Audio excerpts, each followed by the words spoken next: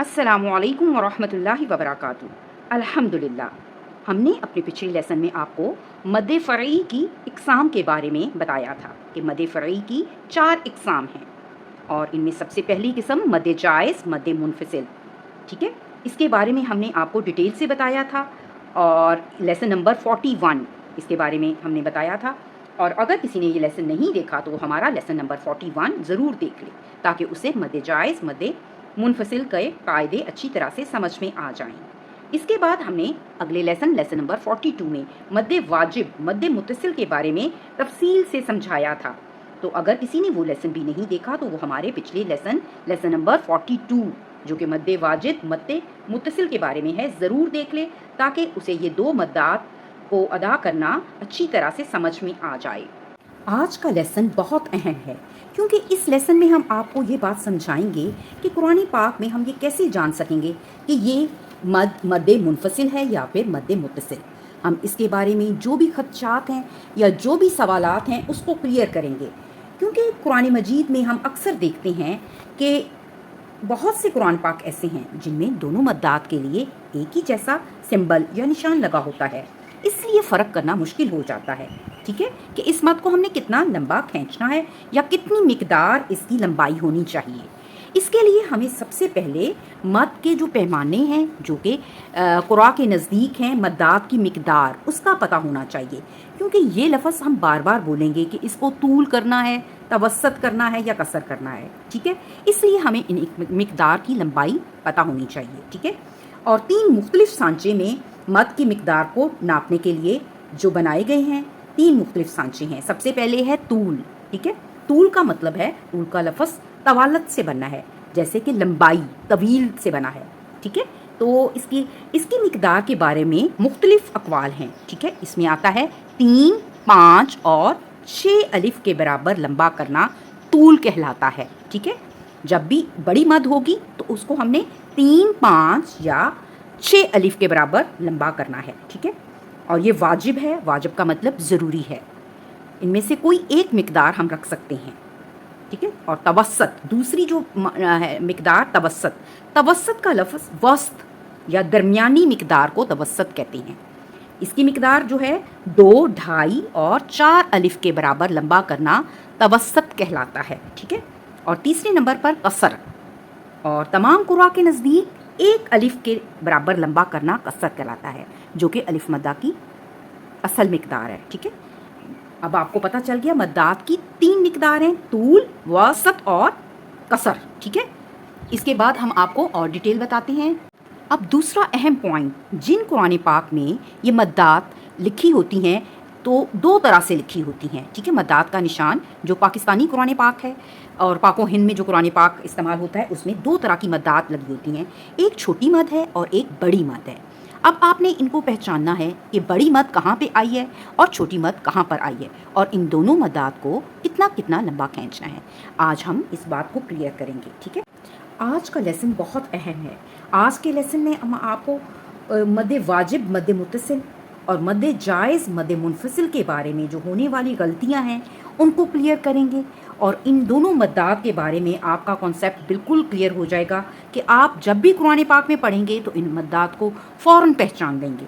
سب سے پہلے آپ دیکھیں کہ جب آپ قرآن پاک پڑھتے ہیں تو اس میں 2 طرح کے مد کے نشان آتے ہیں، ایک بڑی مد کا نشان، جیسے کہ یہ اس حرف پر آیا ہوا ہے، شین زبر الف شا، اور اوپر ایک لمبی مد کا نشان ہے، اس کو ہم کہیں گے بڑی مد، ٹھیک ہے۔ اس نشان کو، اس مد کے ساتھ ہمیشہ جو ہے حمزہ سبب مد، حمزہ اصلی شکل چھوٹا سا حمزہ اس شکل میں آئے گا، تو اس کو ہم نے سمجھ جانا ہے کہ یہ مد متصل ہے، کیونکہ متصل کا مطلب ہے جڑا ہوا، تو حمزہ اس کلمے میں اس حروف مدہ کے ساتھ جڑا ہوا ہے، اس کلمے کا حصہ ہے، اس کے بغیر یہ لفظ مکمل نہیں ہو سکتا، تو ہم اس کو پڑھیں گے شاء، ٹھیک ہے۔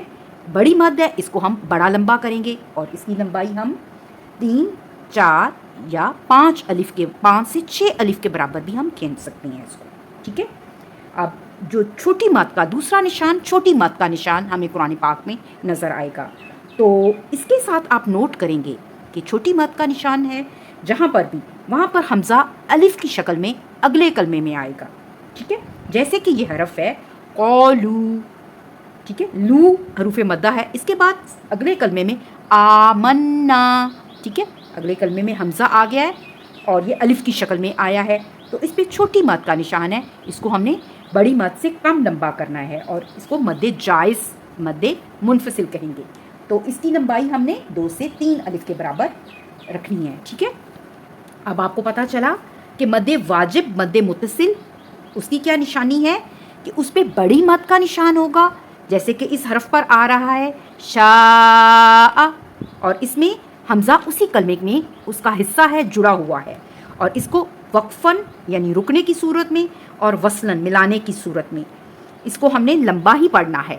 جیسے کہ ہم اس پر اگر رک گئے ہیں یا اس کو اگلی آیت سے ملا کر پڑھ رہے ہیں، ہم نے اس کو ہر حال میں 3 سے 4 الف کے برابر لمبا رکھنا ہے، کیونکہ یہ واجب ہے، اور واجب کا مطلب ہے کہ ضروری ہے. ٹھیک ہے، مگر مد جائز مد منفصل کو ہم نے ملانے کی صورت میں تو ہم اس کو تھوڑا لمبا کریں گے.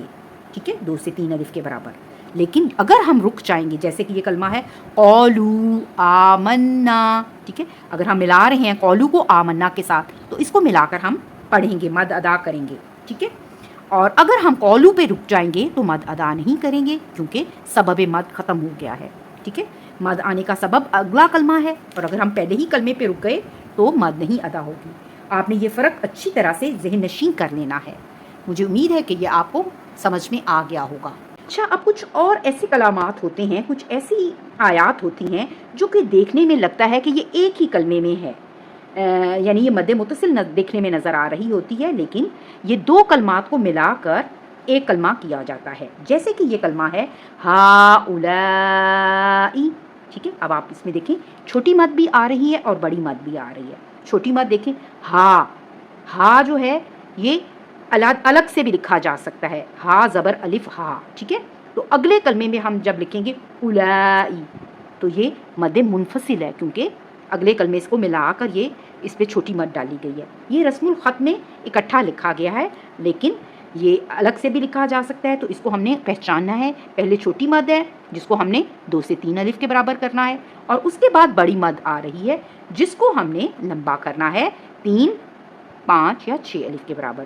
اولائی، اولائی میں دیکھیں مد متصل ہے، کیونکہ اولائی میں لام زبر الف لا کے اوپر بڑی مد آئی ہے اور حمزہ اسی کا حصہ ہے اس کلمے کا. ٹھیک ہے، اب آپ نے یہ پہچان لیا کہ اس میں شروع میں مد جائز مد منفصل ہے اور اگلے حصے میں مد واجب مد متصل بڑی مد آئی ہے. ٹھیک ہے، اسی طرح قرآن پاک میں ایک اور حرف لکھا جاتا ہے یا ایھا الذین. ٹھیک ہے، یہ بار بار قرآن پاک میں آتا ہے. اب یا کے اوپر کھڑی زبر ہے اور اس کے اوپر چھوٹی مد آئی ہوئی ہے. اب آپ دیکھیں یہ چھوٹی مد کیوں آئی ہے، کیونکہ یہ مد منفصل ہے. حالانکہ یہ ایک ہی رسم الخط میں اکٹھا لکھا گیا ہے، لیکن اس پہ چھوٹی مد اس لیے آئی ہے کیونکہ یا زبر الف یا الگ سے ہم لکھیں، اور اس کے بعد حمزہ جو ہے الف کی شکل میں آیا ہے. تو یہ ہمیں پتہ کیا چلا کہ یہ کیا ہے، مد جائز مد منفصل ہے. ٹھیک ہے، اسی طرح ایک اور کلمہ ہے یا آدم، یہ بھی مد منفصل ہے، مد جائز مد منفصل، اس کی نشانی چھوٹی مد ہے. اسی طرح ایک اور کلمہ دیکھیں ہا انتم. ٹھیک ہے، ہا انتم، اس میں بھی مد جائز مد منفصل آ رہی ہے. مجھے امید ہے کہ اب آپ کو مد جائز مد منفصل، اور جس کو ہم آسان لفظوں میں چھوٹی مد بھی کہہ سکتے ہیں. ٹھیک ہے، جو لوگ زیادہ قواعد نہیں سیکھنا چاہتے وہ اس کو چھوٹی مد آسان لفظوں میں کہہ سکتے ہیں. اور یہ جو ہے مد واجب مد متصل، اس کو بڑی مد کہیں گے. ٹھیک ہے، ان دونوں کی جو نشانیاں ہم نے آپ کو سمجھائی ہیں اچھی طرح سے سمجھ میں آ گئی ہوں گی. آج کے لیے اتنا ہی کافی ہے. آپ نے قرآن پاک میں ان دونوں مدات کو خوب سمجھ کر اور سوچ کر ادا کرنا ہے. اب ایک اور پوائنٹ جو آپ نے ذہن میں رکھنا ہے کہ قرآن پاک میں جب بھی ہم تلاوت کر رہے ہیں تو مد کی مقدار اپنی قرات میں کوشش کریں کہ ایک ہی جیسی رکھیں. جیسے کہ آپ مد جائز مد منفصل کی مقدار اگر آپ نے 2 سے 3 الف کے برابر رکھی ہے تو آپ نے اپنی تمام قرات میں جب بھی یہ آئے گی مد جائز مد منفصل تو اس کی لمبائی کوشش کریں کہ اتنی ہی رکھیں. اسی طرح جو بڑی مد ہے اس کو اگر آپ 3 سے 4 الف کے برابر کھینچ رہے ہیں تو اپنی پوری قرات میں اس کی لمبائی اس کو برقرار رکھیں گے آپ. جب بھی آپ بڑی مد ادا کریں گے تو اس کو 3 سے 4 الف کے برابر لمبا کھینچ کر پڑھیں گے۔ مجھے امید ہے کہ آپ کو یہ بھی اصول سمجھ میں آ گیا ہوگا۔